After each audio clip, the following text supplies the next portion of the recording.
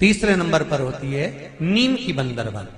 ये गुणी पूर्णिमा का जो दिन रहता है, चैत्री नवरात्र जिस दिन प्रारंभ होते हैं, नया संवत्सर जिस दिन प्रारंभ होता है, उस दिन नीम के पत्ते की बंदरवाल लगती है, जो नवरात्रि के 9 दिन तक दरवाजे के बाहर लगी होती है, जिससे घर में कोई नई बीमारी प्रवेश नहीं करती, वो बीमारी बाहर निकल जाती है। इसको नीम के पत्ते की बंदरवाल।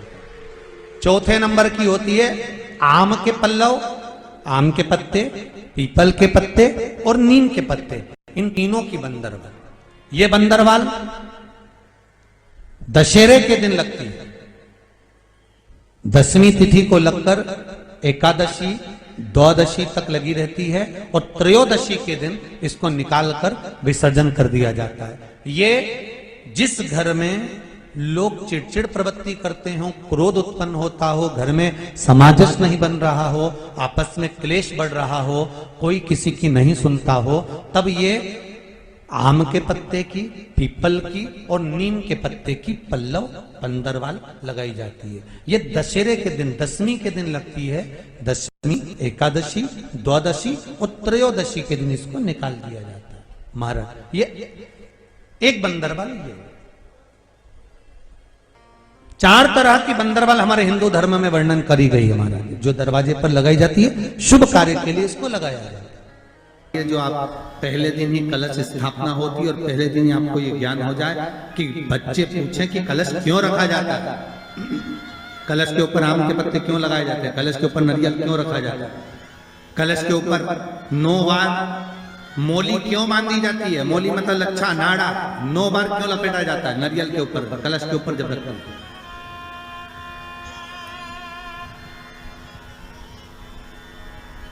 कलश के ऊपर जब जब श्रीफल रखाता है, नारियल रखाता है, तो उस पर 5 बार 7 बार मोली नहीं लपेटी जाएगी, तो 9 ही बार लपेटी जाएगी। 5 या 7 बार लपेटते हैं तो कहते हैं कि लक्ष्मी की छिन्नता होती है, और वो 9 बार लपेटी जाती है तो भरपूर लक्ष्मी का भंडार भरती है।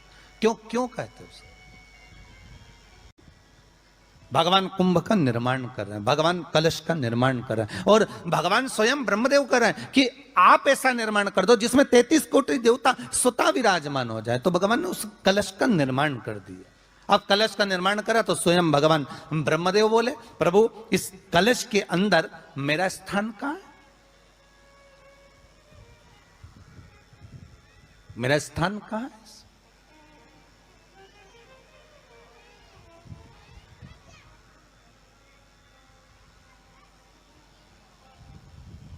बहुत ध्यान देना महाराज, कलश का जो मुख होता है, उस मुख पर भगवान विष्णु का स्थान होता है। किसका स्थान है? भगवान विष्णु का। थोड़ा सा नीचे आओगे, जहां से कलश का मुख दबा हुआ होता है, वह जगह भगवान स्वयं शिव की होती है। किसकी जगह है? भगवान शंकर की। कलश का अग्रभाग, नीचे का भाग जहां से फैला हुआ होता है, वहां ब्रह्मा का आधिपत्य स्थापित होता है। फिर कलश का जो नीचे का भाग होता है, वो भगवान शिव और शक्ति का स्थान होता है। कलश के बाहरी भाग में, जहां पर बाहर का हिस्सा होता है, उस कलश के बाहरी भाग में 33 कोटि देवताओं को भगवान शंकर ने लाकर विराजमान किया होता है। महाराज भगवान शंकर 33 कोटि देवताओं को निमंत्रण देकर उस कलश में विराजमान कर दिया। कितना सुंदर लिखा है देवी भागवत के अंदर कि जहां कलश की स्थापना होती है, उस जगह पर किसी देवताओं को बुलाने की जरूरत नहीं होती। 33 कोटि देवता उस जगह पर स्वतः विराजमान हो जाते हैं। स्वयं 33 कोटि देवता स्वयं वहां विराजमान। नवरात्रे एकम से प्रारंभ नहीं होते, अमावस्या की रात्रि से प्रारंभ हो जाते, इसलिए उसको कहते हैं नवरात्रे। क्योंकि 9वीं के दिन माता जी का विसर्जन हो जाता है, जवारों का विसर्जन हो जाता है, व्रत करने वाले कन्या पूजन भोजन भंडारा कराकर विराम दे देते हैं। तो 9वीं की रात्रि उसमें नहीं जुड़ा पाती, उसमें रात्रि अगर जुड़ती है तो ये अमावस्या की रात्रि से जुड़ना प्रारंभ होता है, तब जाकर वो नवरात्रि पूर्ण हो पाती है। पितृलोक में पितृ जैसे निवास होकर भी इंतजार करते हैं। 4 नवरात्र हैं तो 4 ही श्राद्ध हैं। आज मौनी अमावस्या है, श्राद्ध का विराम हो जाता है और कथा अर्थात नवरात्र प्रारंभ हो जाते हैं दूसरे दिन से। तो यहाँ शास्त्र कह रहा है जैसे हमें प्रतीक्षा रहती है कोई अच्छे कार्य की, कि घर में कोई शुभ कार्य हो, घर में कोई अच्छा आयोजन हो तो अपने को आनंद होगा, प्रसन्नता होगी। उसी तरह हमारे जो पूर्वज चले गए, जो पूर्वज चाहे वो अधोगति में गए हों, चाहे वो देवगति में गए हों, चाहे वो पितृलोक में निवास कर रहे हों, तो जितने भी पितृलोक में निवास करने वाले पूर्वज होते हैं वो भी ये विचार करते हैं कि हमारे घर के वंश द्वारा, हमारे वंशजों द्वारा कोई ऐसा सत्कर्म हो जिससे हमारे जीवन की वितृप्ति हो और हमें आनंद की अनुभूति हो। और ध्यान दीजिएगा महाराज, आपको चैत्री नवरात्र का स्मरण होगा, आपको शरदी नवरात्र का स्मरण होगा, पर जो आषाढ़ में और माघ में जो नवरात्रे पढ़ते हैं इसका एक आनंद ही दूसरा रहता है।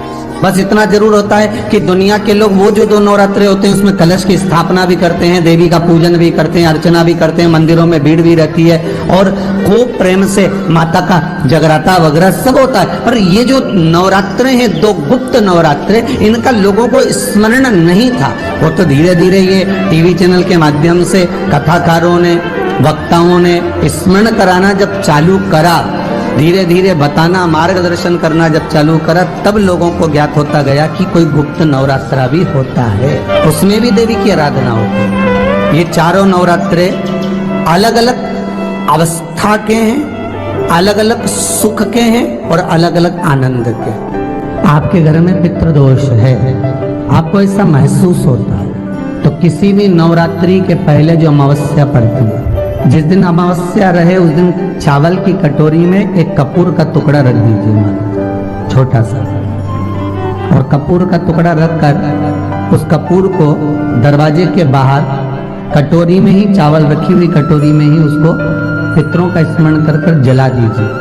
और जलाने के बाद उस चावल को कहीं भी किसी भी वृक्ष की छांव में पक्षियों के लिए डाल दीजिए। शिव महापुराण की कथा कहती है, अगर मान लो पितृ आपको कष्ट दे रहे हैं, पितृ आपको तकलीफ दे रहे हैं, कोई काम नहीं होने दे रहे हैं, या कहीं आपको ऐसा लगता है कि पितरों का दोष है, तो वो पितृदोष देवी, अब ये जो आप करेंगे ये कब कर रहे हैं? अमावस्या के दिन आप उसको रख रहे हैं, अमावस्या के दिन उसको रखकर रात भर आपने रखा कपूर के साथ में, सुबह एकम पड़ गई, नवरात्रि लग गई, उसी दिन उसको जलाकर आपने पटक दिया।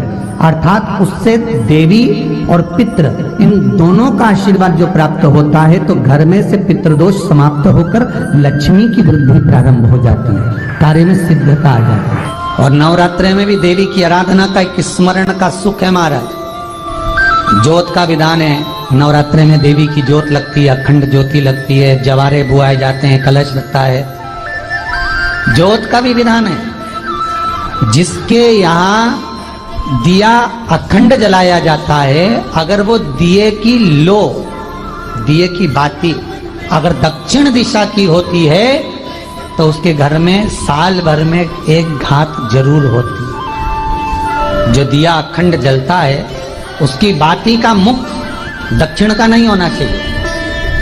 अगर आपने देवी भागवत का स्मरण करा हो, देवी भागवत को अगर सुना हो, तो देवी भागवत में स्पष्ट किया गया कि पूर्व की ओर मुख करा हुआ दिया, अर्थात पूर्व की ओर ज्योत जो जलाई जाती है वो संपदा की वृद्धि करती है। पश्चिम की ओर मुख कर कर जो ज्योत लगाई जाती है महाराज, वो वैभव को देती है। और उत्तर की ओर जो मुख कर कर ज्योत जलाई जाती है, उत्तर की ओर जो ज्योत का मुख रहता है वो आयु की वृद्धि करती है, घर में अकाल मौत को रोकती है। दक्षिण की ओर ज्योत ना लगाएं, अगर आपको लगाना है पूरब की लगाएं, पश्चिम की लगाएं या उत्तर की लगाएं। और जितने दिन महारानी जगदम्बा जगतधात्री दुर्गा भवानी चैत्र नवरात्रे में, शरदी नवरात्रे में, आषाढ़ी नवरात्रे में आदिक पौष नवरात्रि में हम जगत जननी जगदम्बा की जब स्थापना करते हैं, या हम नूतन घर का प्रवेश करते हैं, या गणेश जी की स्थापना करते हैं, या कोई दुकान को प्रवेश करते हैं, या कोई शुभ कार्य करने के लिए अग्रण्य होते हैं, तो हम कलश की स्थापना क्यों करते? कलश के अंदर आखिर ऐसा क्या विराजमान है कि 33 कोटि देवता उस कलश के अंदर आकर बैठ जाते हैं? आप कोई यज्ञ करने जा रहे हो, आप कोई पोथी पुराण करने जा रहे हो, आप कोई अच्छा कार्य करने जा रहे हो, तो ब्राह्मण देवता कह देते कलश की स्थापना होगी, कलश की शोभा यात्रा निकलेगी, कलश यात्रा निकलेगी, कलश विराजमान होगा।